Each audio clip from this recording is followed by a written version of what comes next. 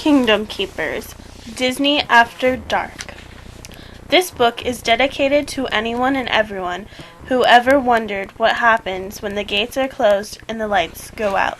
Chapter 1. He found himself standing next to the flagpole in town square, in the heart of the Magic Kingdom, in his pajamas. How had he gotten here? He had no idea. His last memory was climbing into bed. It felt like only minutes earlier.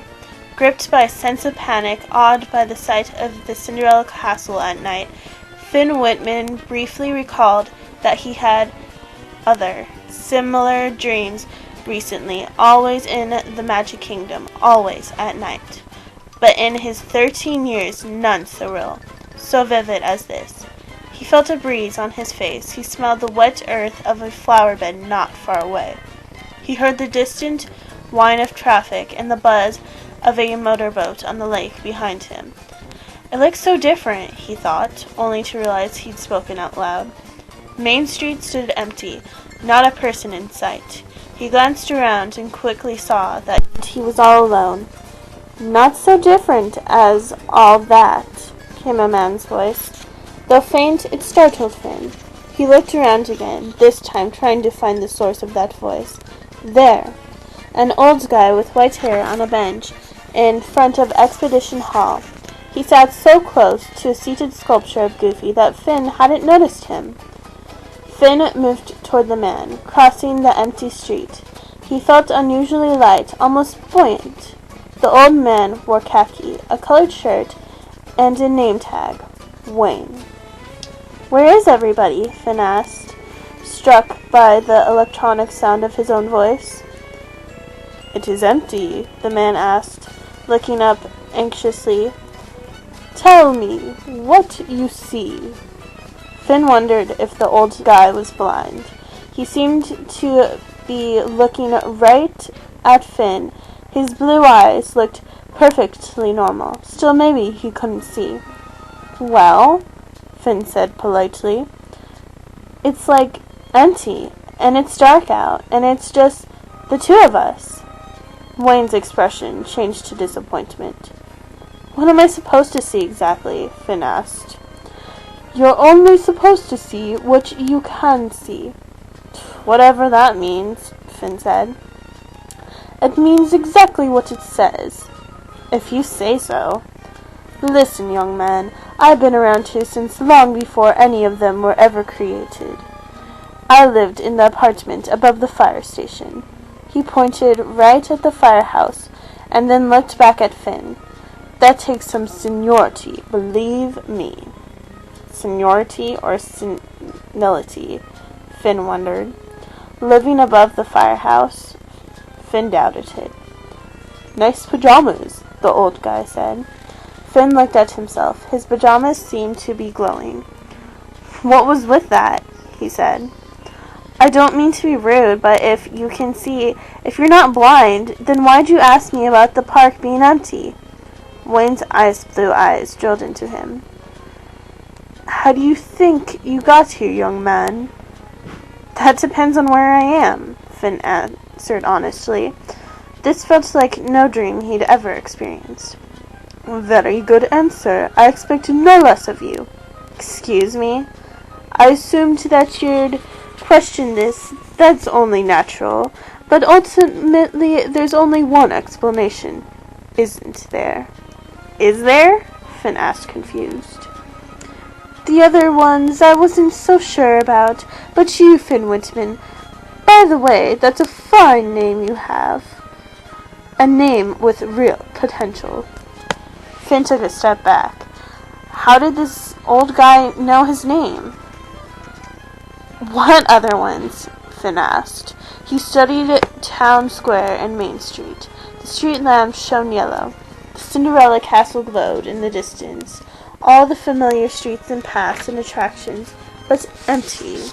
"I told you, there's no one here. No one but us. It's empty." Wayne said nothing as he stood and walked up Main Street, past the shops and toward the castle.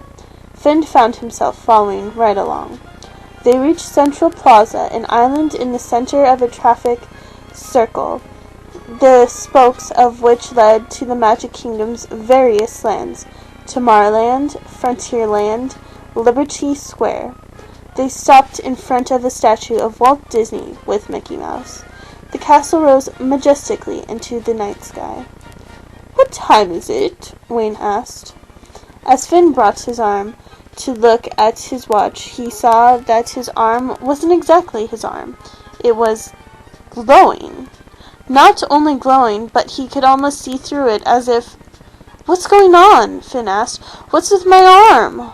Wayne sounded critically as he said, "Figure it out." He then reached into his pocket and removed what looked like a remote control for a car. A small black plastic fob with a single red button. It looked like a garage door opener. "What's with that thing?" Finn asked. "This button will send you back." "Back where?" Finn felt a jolt of fear. What if this wasn't a dream? He studied his arm again, then his other arm. He looked down at his legs. His whole body was glowing and vaguely translucent. "Back to bed," Wayne answered. "So it is a dream. I thought so." "It's not a dream." Finn saw a pair of 4-foot-tall chipmunks come out of the castle. They walked down a path and turned left toward Toontown. He felt himself staring. He recognized them. "What?" Wayne asked excitedly. "Nothing," Finn answered. "You saw something." He practically shouted into Finn's ears, causing Finn to jump back startled. Wayne leaned up, suddenly years younger. He pulled Finn to his feet. "You saw something!" he thundered. "Hey, what's the big deal? Tell me what you saw." "You saw it too," Finn told him. "Which character?" Finn felt relief. Wayne knew Finn had seen a character, which had to mean he'd seen it too. He was clearly playing some kind of game, making Finn actually name the character, but Finn was good at games. "Which character did you see?" Finn asked. "You want me to push this button?" Wayne threatened. Did he? Finn wasn't sure. If it was a dream, the black remote control fob represented a way out. When was the right time to use it? He hoped to stretch this out a minute longer. It was fun here. He glanced around at the sound of footsteps. Goofy went tearing past them, not 30 feet away, and headed into Frontierland. Wayne never moved, never looked in Goofy's direction. "You're playing head games with me," Finn said. "Am I?" "Goofy," Finn said. "Are you asking me if I'm Goofy? I've been called worse." Wayne studied Finn. His old leathery face brightened as he said, "You saw Goofy." Maybe Wayne needed a hearing aid. He seemed prone to fits of shouting. Finn backed off. "Yeah, so what? You would have too if you'd bothered to look." Wayne probably couldn't hear at all that well. He obviously hadn't heard Goofy's footsteps, because he hadn't turned toward the sound.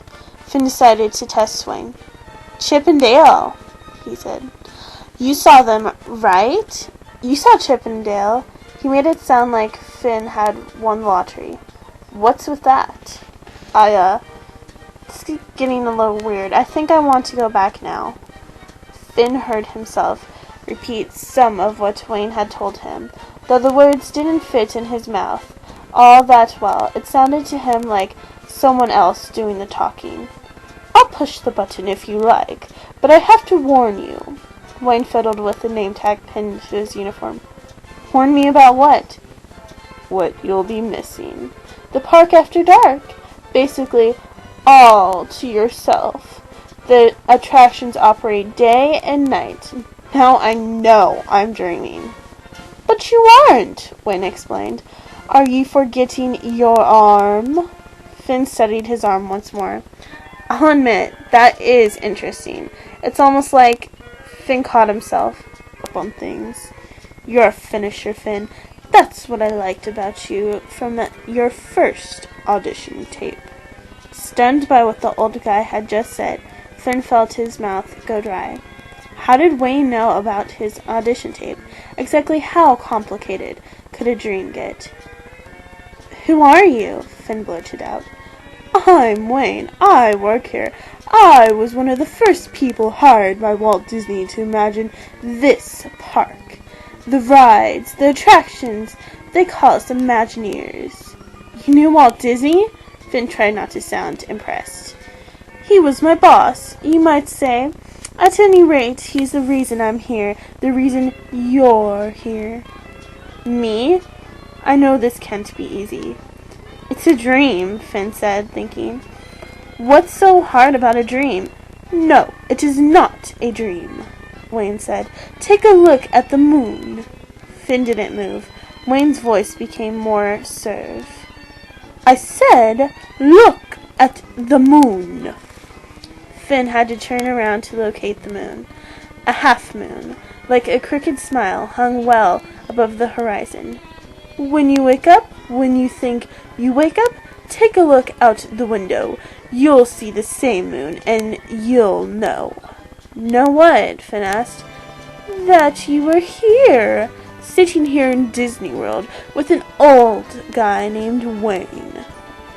You're telling me this isn't a dream? Finn felt his words catching in his throat. We've got a problem, a big problem, a problem that affects not only the park, but the world outside the park. We call them the Overtakers. The what? Finn didn't like the sound of that.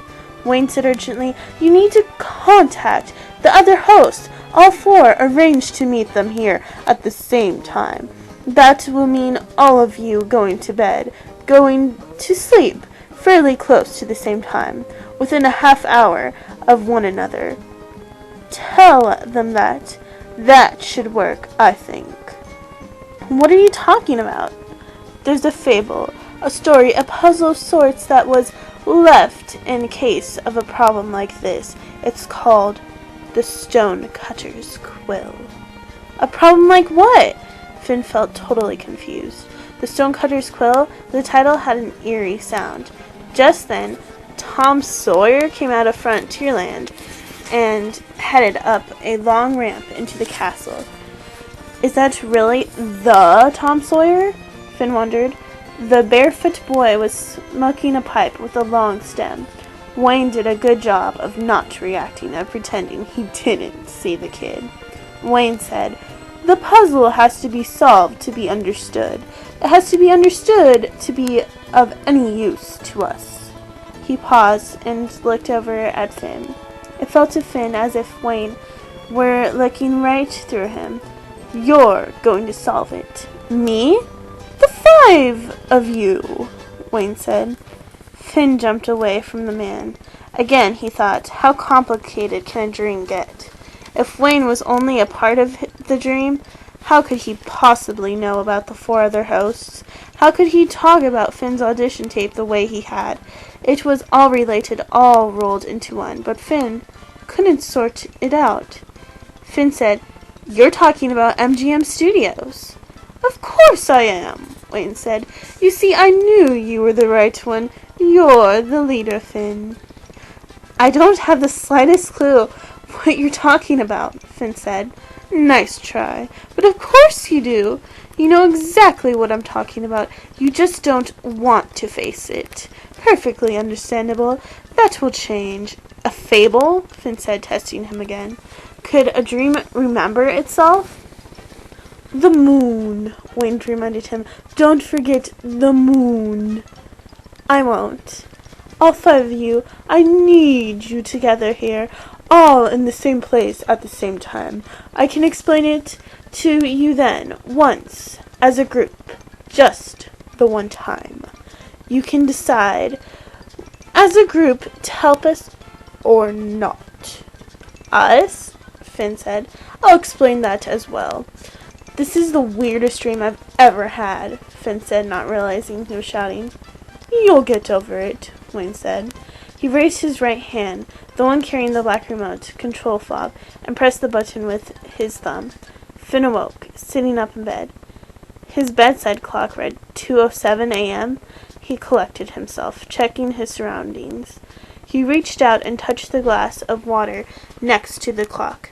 Just the feel of it was reassuring. Thank goodness, he thought. A dream, he wondered. Whoa, he heard himself say aloud. What a dream! This time his voice sounded more the way it always sounded, which reminded him of how thin and electronic it had sounded in the park. Whoa, he repeated, just to hear himself say it. He scratched the itch on his head, and another on his belly. That felt better. He lay back down, his head on the pillow, his green eyes wide open to the dark room. All at once Finn spotted a shaft of light, bluish light, on his ceiling. It was in the shape of a knife blade. Moonlight. Finn slipped out of bed. With trepidation, he crept toward the window, afraid to look. The closer he got to it, the more his face was bathed in that pale light, seeping through a small crack in the curtains. Finn raised his arm and caught sight of his watch. His arm appeared solid. It did not glow and shimmer the way it had while he was with Wayne. That came as a relief. Finn parted the curtains. Thereout, the window hanging in the exact same place in the sky where Wayne had pointed it out to him. Finn saw the curving smile of a half-moon. Could he have known that in his sleep? How? He looked again. The moon seemed to be laughing at him.